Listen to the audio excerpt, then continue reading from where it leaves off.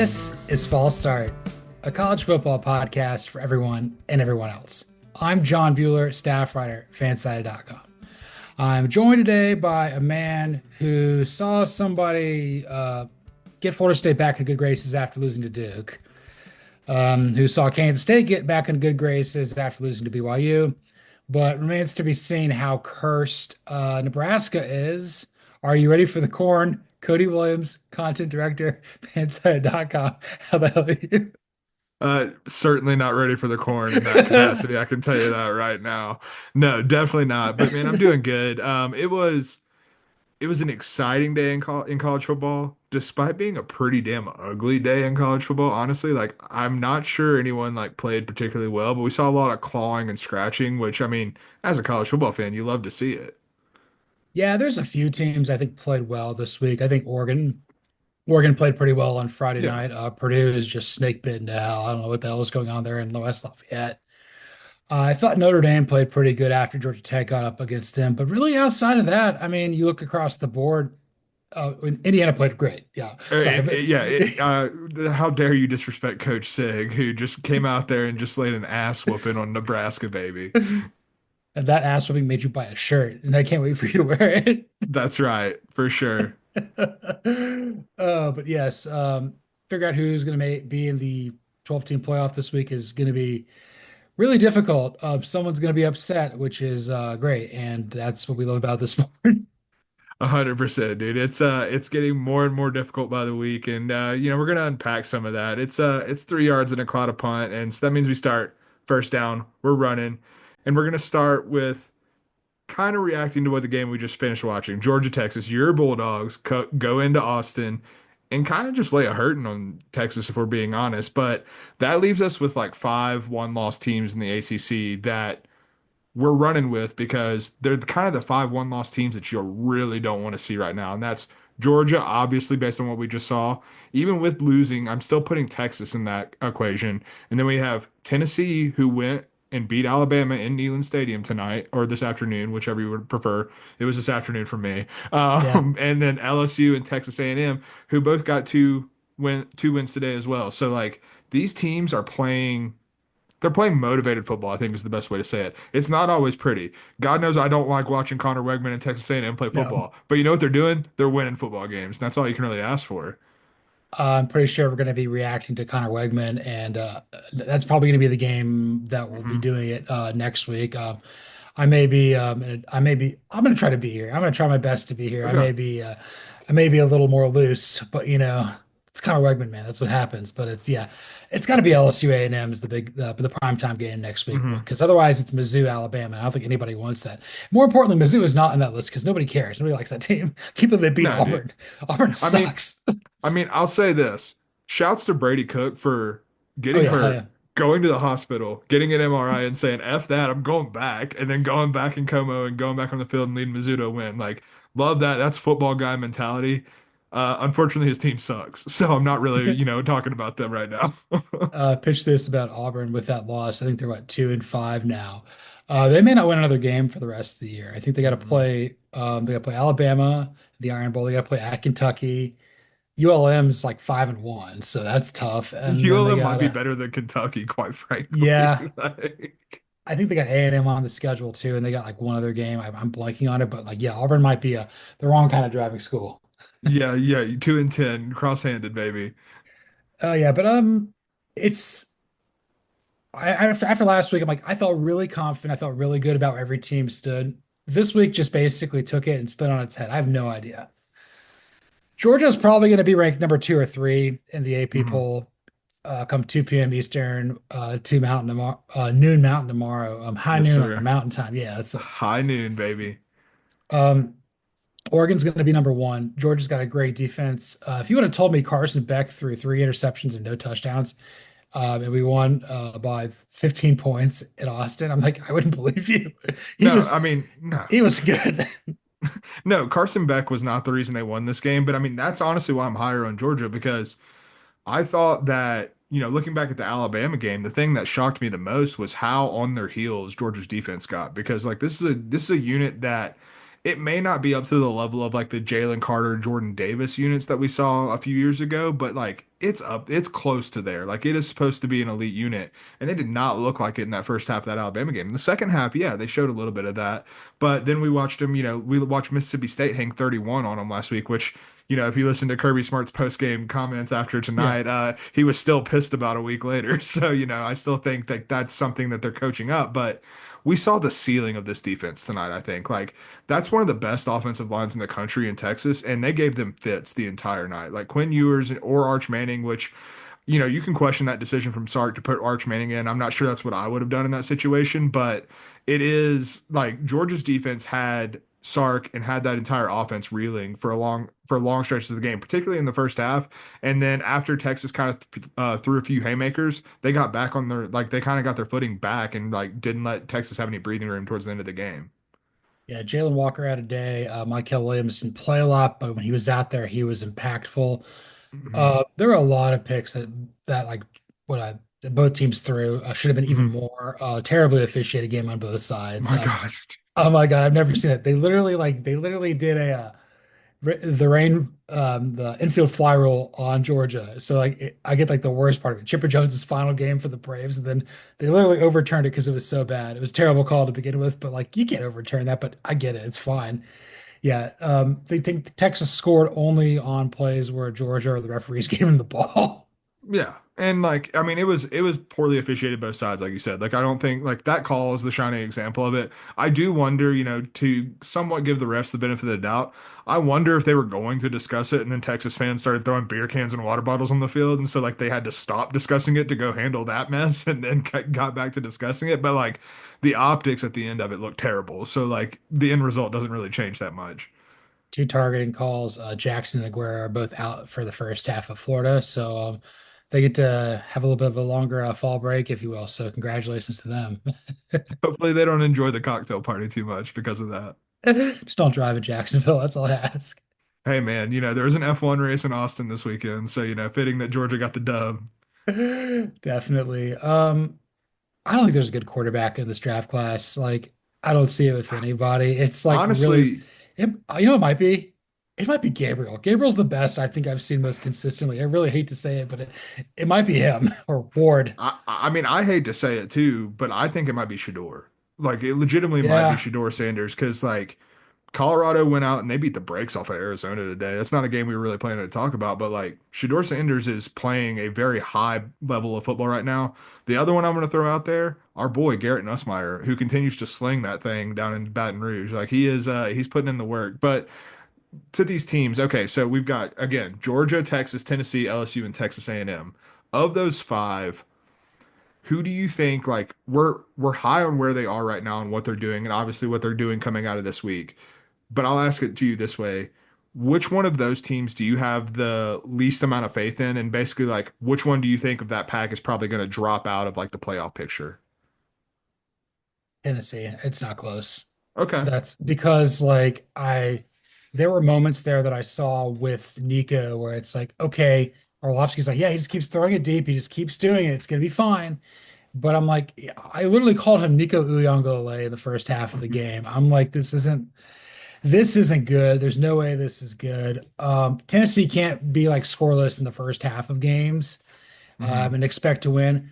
They still got to play Georgia and they still got to play Vanderbilt. And Mhm. by beating essentially Alabama, you only have to split those two to get in. But I don't think Tennessee has the luxury of going 9-3 this year. Again, LSU plays A&M next week, so we'll see.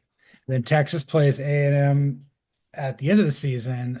Georgia still got Ole Miss, but I just feel that like Tennessee, the defense is fantastic. I have just some major concerns about what they're doing offensively. Whereas with like the other four, I feel like there's been points where like they can just lean and smush people.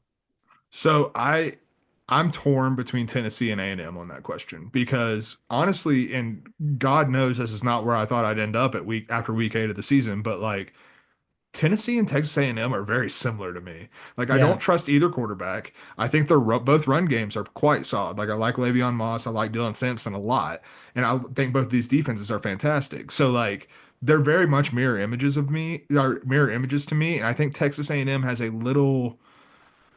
a a little bit softer over one way. I know the Texas game won't be easy, but they can lose the Texas game and win out through the rest of their schedule and still make it in. So like I'm not terribly worried about that. And like LSU's defense is coming along, so like I don't have a like what they did against Arkansas and Bobby Petrino tonight. That was a really like that's a Yeah, feather in their cap and something that I'm taking real note of because that's not, you know, Arkansas's offense with Taylor Green is it's not great, but it is difficult to defend. It's unique. And we saw that with it Tennessee. Like they put up 19 points against Tennessee, and then LSU goes and hold them to 10 points. So like that tells me a lot about what this LSU defense is and what it's coming along under Blake Baker. it's an offense, and just like I think Tennessee's offense is give the ball to Dylan Sampson a bunch and have Nico throw a few balls down the field. I don't know what's going on with Tennessee's receiving core. I recognize LSU's defense is getting better. That was a big win. I thought that they would overlook them and be, dancing in the streets, doing cartwheels in the street, like they after they beat Ole Miss, who's not really good. But like, yeah, there's five teams here that I think have a real shot at getting to Atlanta.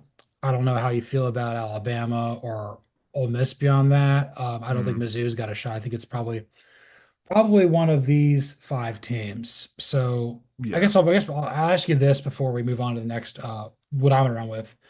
Who right this instant would you say is probably your picks to get to Atlanta out of those five between Georgia, Tennessee, LSU, A&M, and M, and Texas?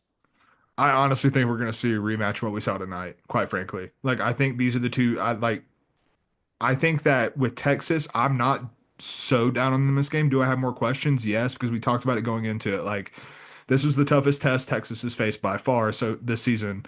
And they failed it. Like let's be just point blank about it. They failed the test. But I think one of the things that has really impressed me with Steve Sarkisian in Austin is whenever they've gotten hit in the mouth like this, they've responded really well every single time and really like righted the ship. And I think maybe like I think you mentioned it on Thursday. You said, I want to see Texas get hit in the mouth and see what they do after the fact. And I'm high on what they can do after they get hit in the mouth. And so I just think that they're going to rebound from this. I think they're a much better team than A&M and anyone else left on their schedule. So I think they go in, they take care of business. They're 11-1, one loss, and they get to Atlanta. And then Georgia, I kind of feel the same. Like I don't think Ole Miss has the horses to hang with them, frankly. I think the Ole Miss offensive line is going to get obliterated if Georgia's defensive front plays like they did tonight. So like Florida, I'm not worried about Florida. I No, promise you. Florida doesn't want to be Florida. They win this week. Honestly, I don't care. Maybe they do. I I have think not they. looked at I it. I was think too busy looking at teams that mattered. I think they beat Kentucky. So Florida, Kentucky. Um, they did win 48-20. So congratulations. I don't know if you really need to fire Billy Napier at this point. I feel like he's doing a decent No. enough job against the circumstances. And then it's like, man, if they go 6-6, I think that like Scott Strickland will give them the benefit of the doubt. This is just the brutal like A&M schedule from 2 years ago.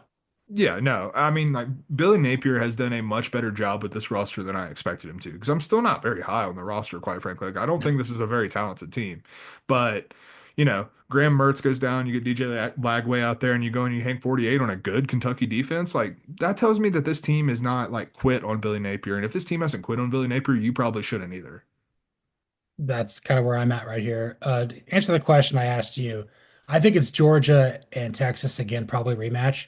But I will say the third team, if there's going to be a third team there, I think it's A&M because I think they're better coached. I think that Elko's a difference maker, Hmm. whereas in that situation, I would trust him more than I would trust Brian Kelly or Josh Heupel. So that's kind of Yeah, where I'm at there. That's why I'm giving A&M a chance to beat Texas. So basically, whoever wins that game is probably going to face Georgia and Atlanta because I don't see yeah. Tennessee beating Georgia right now in Athens. No way. I mean, we'll know. I think we'll have a better answer to that question after next week when we see what happens in LSU Texas A&M. Like if Texas A&M loses that game, then it's a little bit tougher proposition. I think that's true. I think that's fair. But I'm going to run with this. I'm going to run with a team that hasn't lost yet and a team that's only lost once. Yes, it is a great day to be a Hoosier, a people person Hmm. from Indiana. Hmm. Except if you go to Purdue, I mean, then that just sucks. But like, it's a good day for Bloomington and South Bend, as I think Indiana and Notre Dame are definitely playoff teams now. I say Hmm. this right this instant. I don't know if I'm going to put both of them in to the playoff just because of what it's going, but what I've seen out of these two teams through 8 weeks, I'm like, that's a playoff team. Indiana is just hasn't even trailed yet. They're just crushing people. They crushed Matt Rule. Like, when we talked about Brett Bielema sitting on him, Kurt Hmm. Cignetti lit him on fire with a cigarette. Who Absolutely, knows? dude. Just cigarette burns all up and down his arms. Like it was brutal. Man, like so we talked about going into this game that Indiana hadn't played anybody, but neither had Nebraska. So it was really kind of just like, okay, which one of these teams is going to come out and like kind of prove themselves to some degree? And Nebraska didn't prove a damn thing. Dylan, I think what really stood out to me was, and I'm not even trying to toot my own horn with this, but I kept preaching about the experience. And to me, this looked like a team that knew exactly what was needed to take business, and then Dylan Raiola and a bunch of young guys trying to make plays, but like not really trying to take care of business. Like Indiana dominated in the trenches. Indiana dominated the third down conversion rate on both sides of the ball. Like this team just looked way better coached and well more disciplined throughout the entire game. Oh, for sure. Don't listen to me when I make game picks because I was terrible this week. I picked Nebraska, I picked Texas, and I picked Alabama. So shows what I know. But the Texas one wasn't it was an emo hedge for me with Oh Georgia yeah. because I um yeah, Matt Rule, dude. Like it was I wrote the post like, oh my gosh, Nebraska is gonna go bowling for the first time since 2016. They lost 56-7. And then um Scarlet and Cream has a date with some corn. Mm-hmm. Yeah. Mm. Yeah, Ew. we don't need Nebraska to be cursed, but like this is what's gonna happen, and they're gonna lose cornucopia. They're gonna lose out and lose cornucopia, which we're gonna be there for that. Um, Let me ask you this, and I'm gonna keep this in as vague of terms as possible. What's worse, the beefy five-layer burrito or the corn? It just depends on how much you like sour cream. Fair enough. Fair enough. Um, I think it's gotta be the five layer beefy burrito because I think there's just not a lot of fiber there. Nah, yeah, you could get in trouble there pretty quick. Yes, you can. I saw that. The guy's like, I'm never doing this. I'm like, your team's never winning again. We learned this the hard way. Husker Du, do you remember? Nope. Nope, sure don't. We are slow learners here. But yeah, I actually put this pitch out there like, could Indiana be the number one seed? I mean, if they go undefeated and they beat Ohio State and they beat Oregon or Penn State in Indy at 13-0, I mean, yeah, I think that has a chance to do it. I think if you're undefeated and you win the Big Ten, I don't think you can really, unless Georgia or Texas, whomever wins the SEC, is just absolutely dominant. Like the undefeated Big Ten team might do it. No, 100%. And like I think that I'm trying to keep a level head about this, but like it's not out of the realm of possibility in my mind that Indiana can beat Ohio State now when they play. I believe it's mid-November. I think it's like November 16th that they play.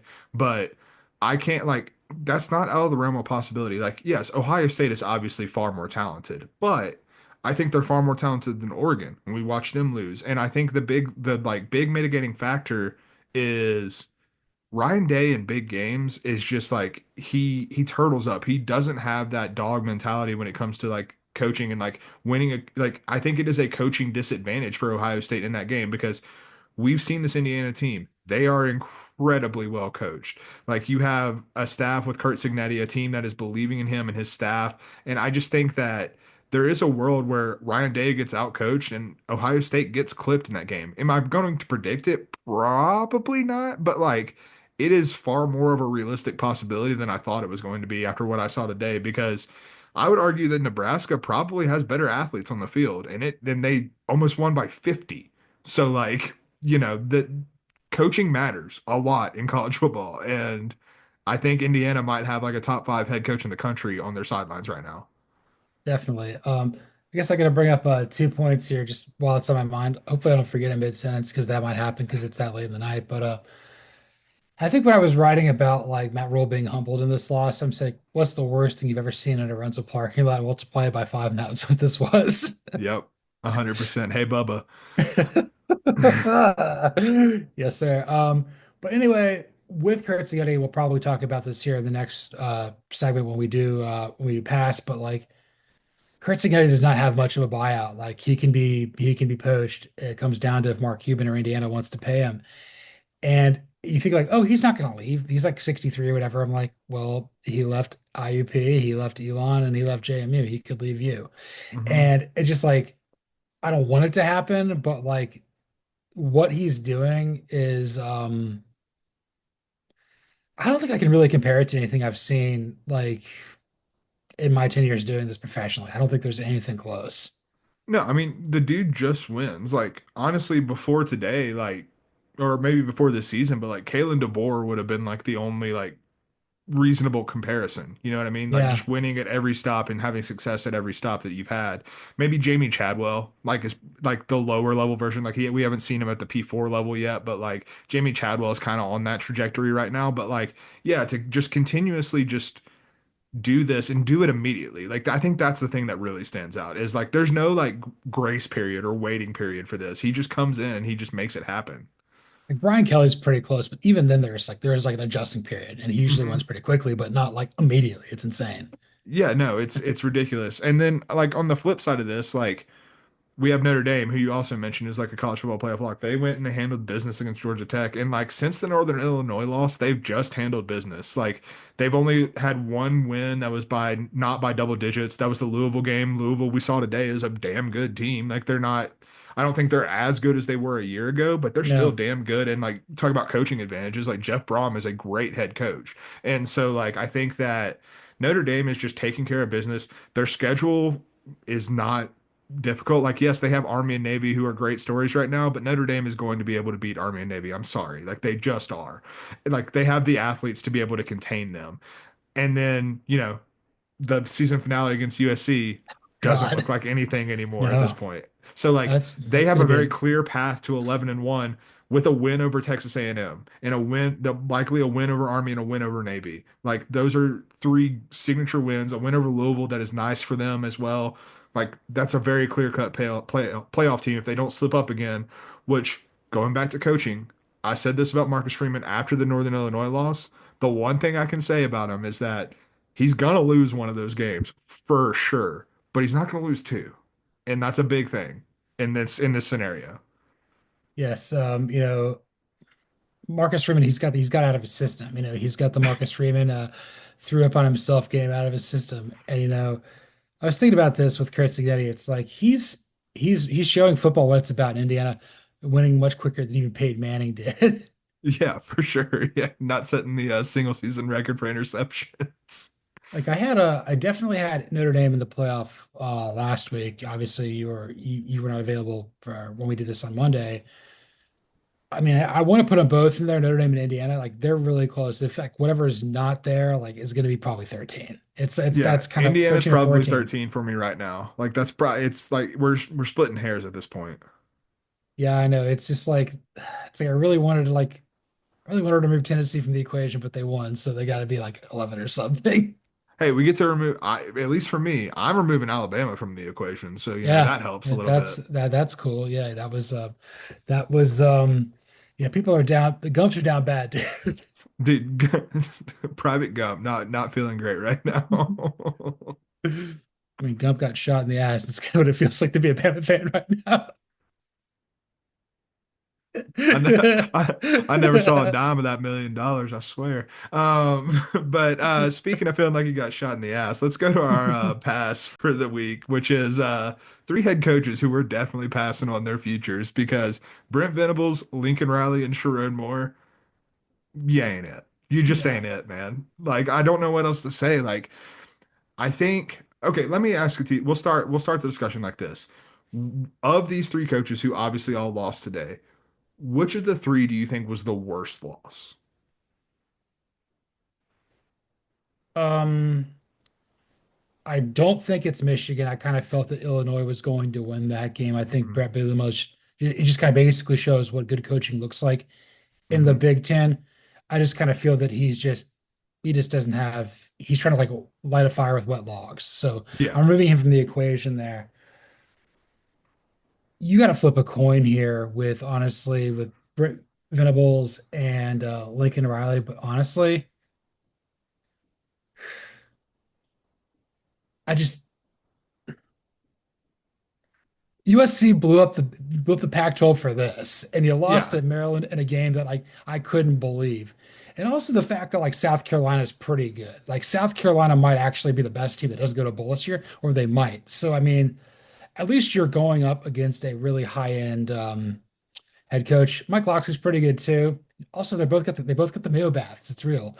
it's true. The Mayo, that's actually Brent Venables and Lincoln Riley's biggest problem is that they wouldn't be touched with a Mayo bath ever. They wouldn't allow it to happen.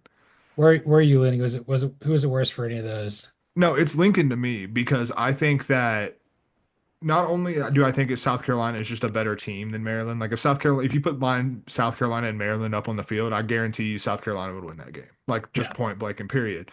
But I also think like just how the losses played out. Like yes, Oklahoma got their skulls kicked in. Like it wasn't pretty, it wasn't fun, and it's not a good look for Brent Venables at all.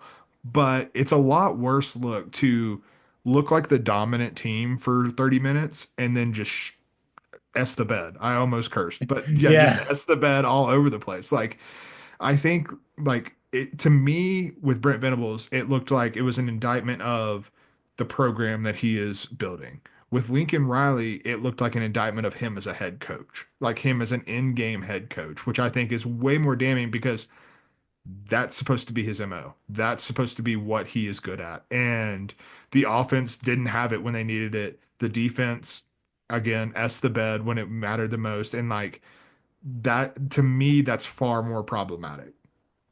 They have the best quarterback too. I mean, Michigan, they're still trying to figure out whatever the heck this is. I mean, I don't know if Jackson Arnold's playing or if it's Michael Hawkins Jr., but whatever, Brent Venables doesn't know what It he's better doing be there. Jackson Arnold because they just burned his red shirt today. Oh my God, did they really? That's okay. Yeah, Whatever, him fine. playing today burned his red shirt. So like now it's bad in Oklahoma. Like let's be clear. Just because I'm saying Lincoln Riley's loss was worse does not mean it's good things going on in Norman right now. I mean, they're down a bunch of receivers too, so I think it's like really hurting Seth Luttrell, and he's having a worse go of it as the OC at his alma mater than Josh Heupel did. Yeah, oh, yeah, 100%. Then you also got to factor in that like Maryland wasn't playing very well like heading into this game, and then like Maryland usually turtles up by this point. They usually do really well in the non-conference, and then they kind of get some momentum late in the season once they got to play the Indianas, the Michigan States, the Rutgers of the old Big Ten East, but that's gone now.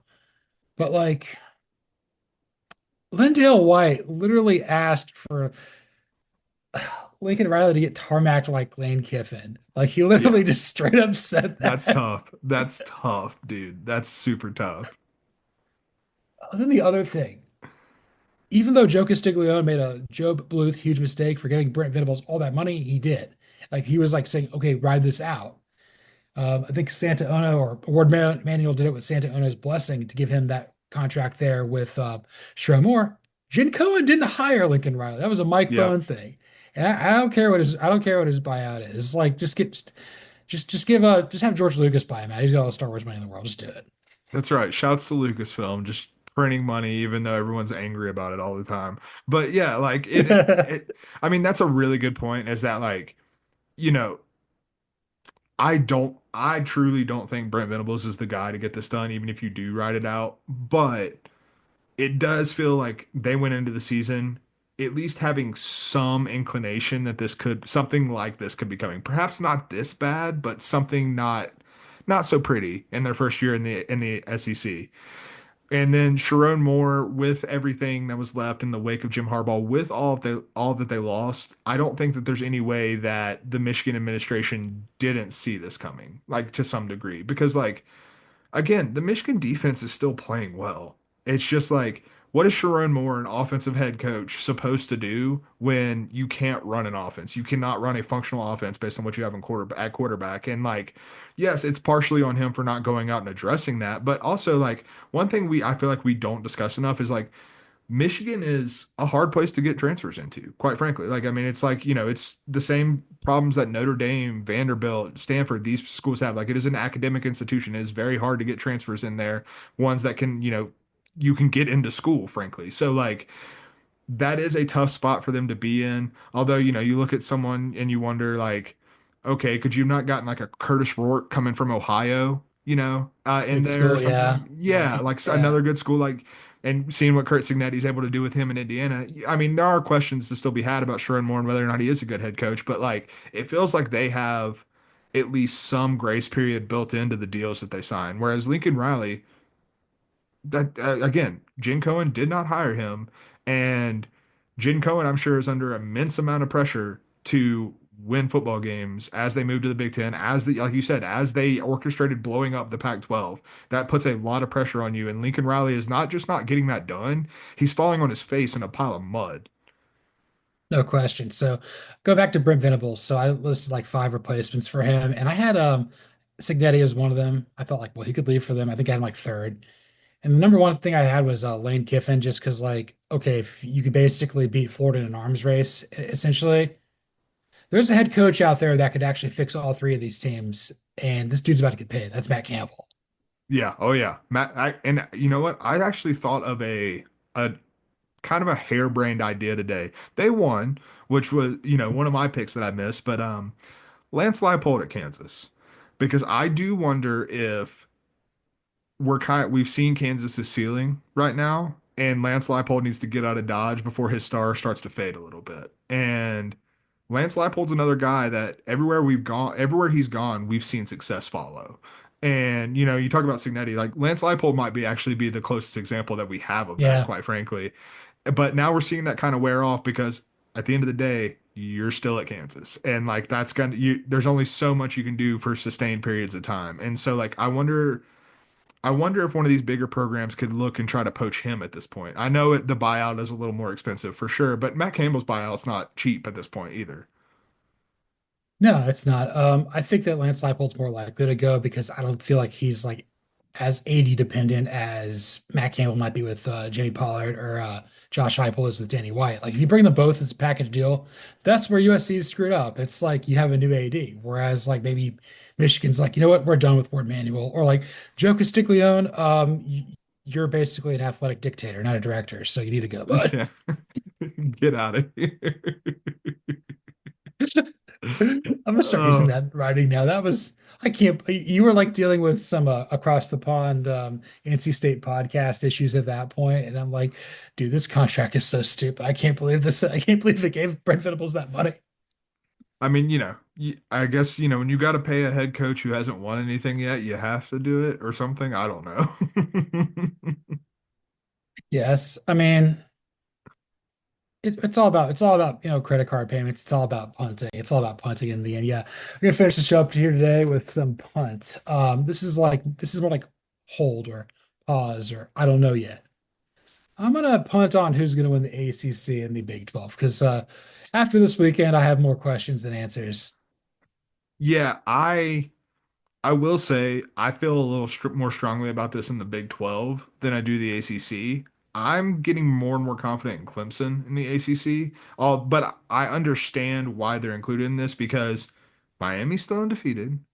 They Yeah, they're trying not to be. They're trying their damnedest not to be at this point, but they're still undefeated.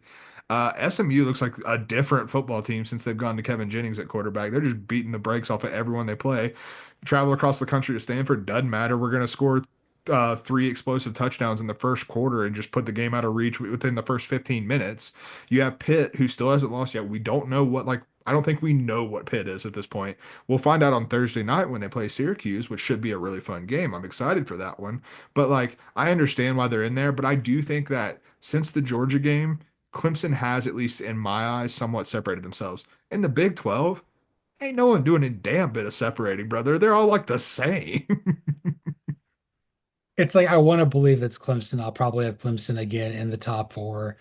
I don't trust Miami at all, but it's like SMU's there. SMU hasn't lost a conference game yet. Their only loss is to BYU, who again almost lost to Oklahoma State in the Gundy game. Everyone's like, Gundy, have you been smoking weed? He's like, no, I got headbutted by a cow. That's my eyes red.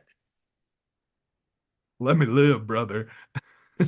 Most baked man in Provo.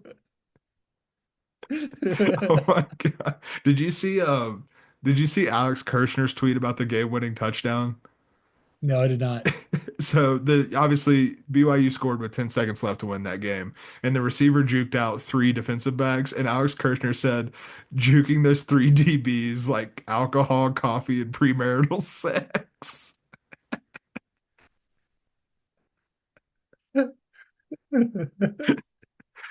Definitely the tweet of the weekend for me, man. I died when I saw that.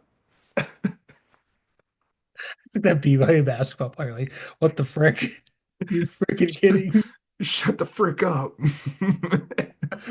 This goes back to like this goes back to like the 2020 Summer Olympics in Tokyo, which were in 2021, and they were talking about the cardboard beds. They said it's like that Skid Row meets a BYU dorm room. Oh God almighty.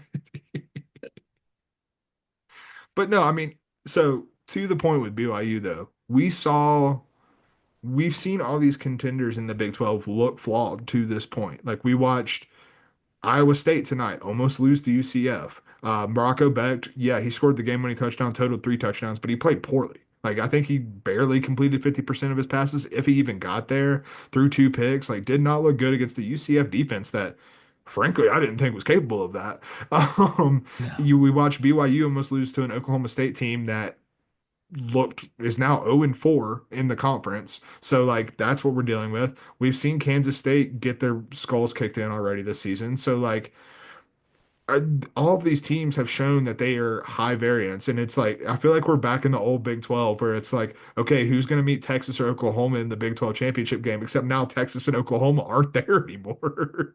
I know it's BYU instead, but it's like it's kind of feels like it's BYU, Iowa State its own separate category. Then there's K-State.